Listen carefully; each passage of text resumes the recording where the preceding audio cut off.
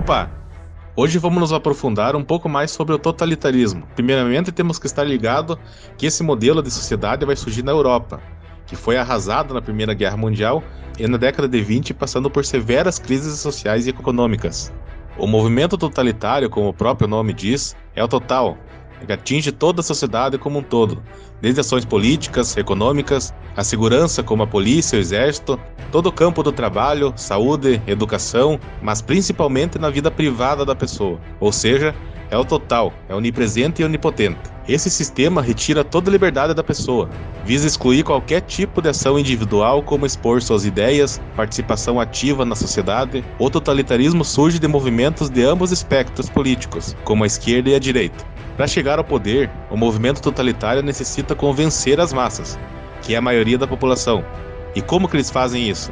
Através da propaganda, trabalhando com a ilusão de que estão vivendo constantes ameaças, seja por um inimigo interno ou externo. A propaganda é o instrumento mais importante do mundo totalitário para enfrentar o mundo não totalitário. Como essas propagandas agem? Fazendo o terror, provocando as pessoas, fazendo com que as pessoas desacreditem no sistema vigente e passem a colocar o movimento como o salvador, a única alternativa da sociedade. Para isso são utilizadas intensivas propagandas, notícias, não importando com a credibilidade, desde que chegue na maioria da população, desde que chegue na massa, e os convença dessa ameaça imposta, muitas vezes até inventada, utilizando muito do terror para que a sociedade os apoie como a única alternativa para salvá-los. Quando esse movimento é intensificado, acaba envolvendo primeiro a parte fanática do movimento.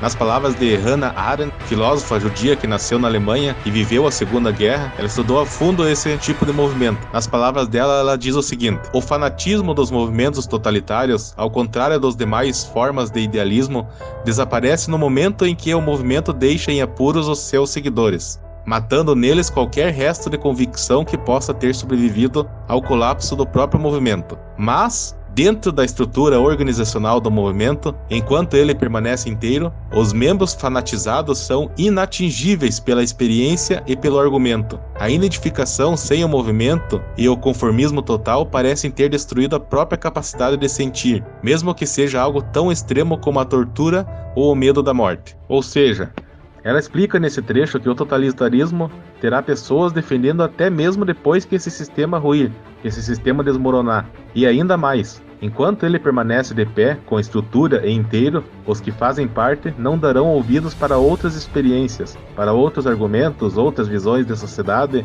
Não só não darão ouvidos, como se conformarão e aceitarão e muitas vezes até apoiarão medidas extremas, como a tortura, o extermínio ou a banalização da morte. Além de pregar a destruição de qualquer tipo de argumento que os questione, o movimento fará uma grande perseguição a qualquer manifestação da cultura, como as artes, música, livro, obras, filmes, teatros, fazendo com que o líder se torne um e todo mundo possa se identificar com ele. Falando do líder, o líder totalitário enquanto pessoa física não consegue estar em todos os lugares.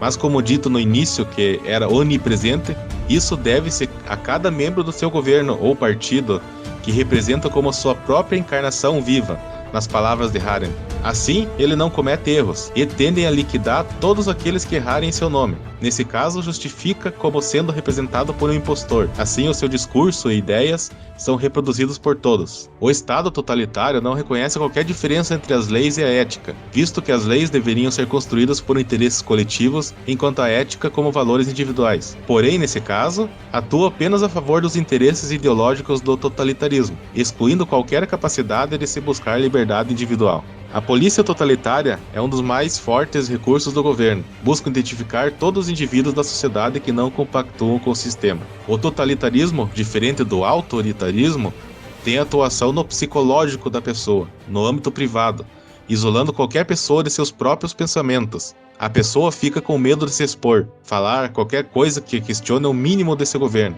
até mesmo dentro de casa, com amigos, pais, irmãos, parceiro, parceira, causando isolamento total do indivíduo, onde muitas das vezes a pressão é tão grande, tanto externa quanto interna psicologicamente, que a única forma de encontrar a liberdade é a morte, o suicídio.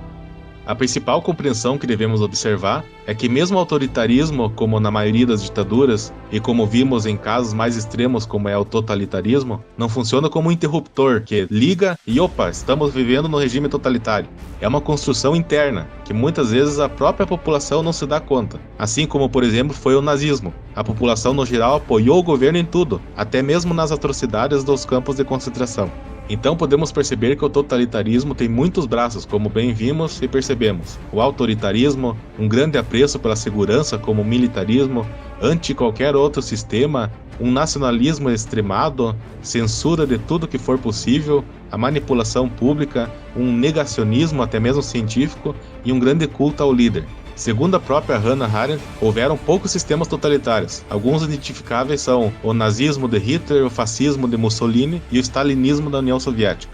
Nós ainda não chegamos a ver outras ditaduras se tornarem totalitárias. Por exemplo, a ditadura de 64 no Brasil era uma ditadura autoritária, não totalitária, pois o mínimo possível de liberdade ainda a pessoa tinha, mas isso não tira toda a crueldade que foi. Ou seja, ela tinha características, tinha algumas questões que de fato eram totalitárias, mas não como um todo. Até mesmo governos eleitos na democracia acabam tendo estratégias utilizadas por movimentos totalitários, mas não chegam a ser totalitarismo. Outro exemplo atual é a Coreia do Norte, que a situação mudou drasticamente desde 1989, onde caiu o regime socialista na União Soviética. Assim, a Coreia passou a receber a maior atenção da opinião pública internacional. Para muitos especialistas, o regime norte-coreano tem muitas das características do totalitarismo.